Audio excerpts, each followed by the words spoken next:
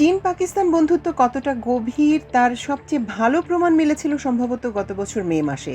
Operation সিন্দুর নামে ভারতের অভিযান ব্যর্থ করে দেয় পাকিস্তান এই চীনের সহায়তা নিয়েই।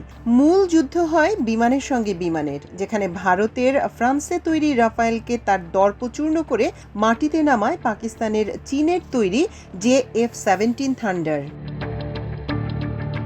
আকাশ সুরক্ষিত করার পর এবার পাকিস্তানের জলসীমাকে নিরাপদ করার উদ্যোগ নিয়েছে চীন। পাকিস্তানের নৌসেনায় এবার সংযুক্ত হয়েছে চীনের তৈরি সাবমেরিন হাঙ্গর।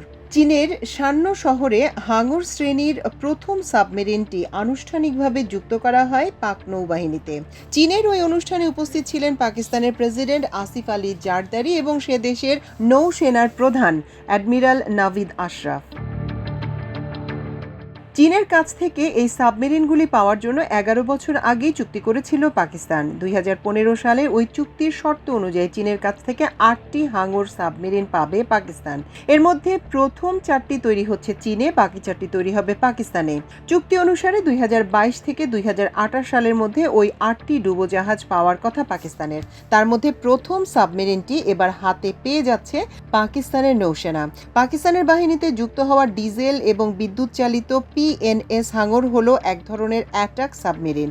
আধুনিক প্রপালশন প্রযুক্তিযুক্ত এই ডুবোজাহাজ জলের উপর ভেসে না উঠেই দীর্ঘ পথ পাড়ি দিতে পারে। সামরিক দিক থেকে পাকিস্তান অধিকাংশে চীনের উপর নির্ভরশীল। সিন্দুর অভিযান এবং পাক ভারত সংঘাতের সময় রাওয়ালপিন্ডির এই বেইজিং নির্ভরতা আরও প্রকাশ হয়ে পড়ে। ওই সময় চীনা যুদ্ধবিমান, ড্রোন, ক্ষেপণাস্ত্র এবং আকাশ প্রতিরক্ষা ব্যবস্থার উপরই নির্ভর করতে হয়েছে পাকিস্তানের সেনাপ্রধান জেনারেল আসিম মুনিরের বাহিনীকে। ওই সময় মার্কিন F-16 পাশাপাশি চীনা যুদ্ধবিমান JF-17 থান্ডার এবং J-10C ভিগোরাস ড্রাগন ব্যবহার করে তারা।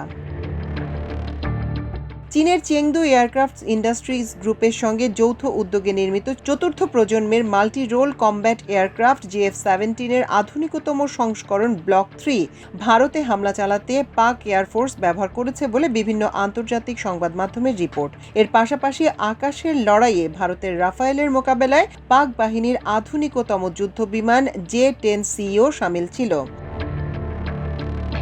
মাল্টিমিডিয়া ডেস্ক, আমার দেশ।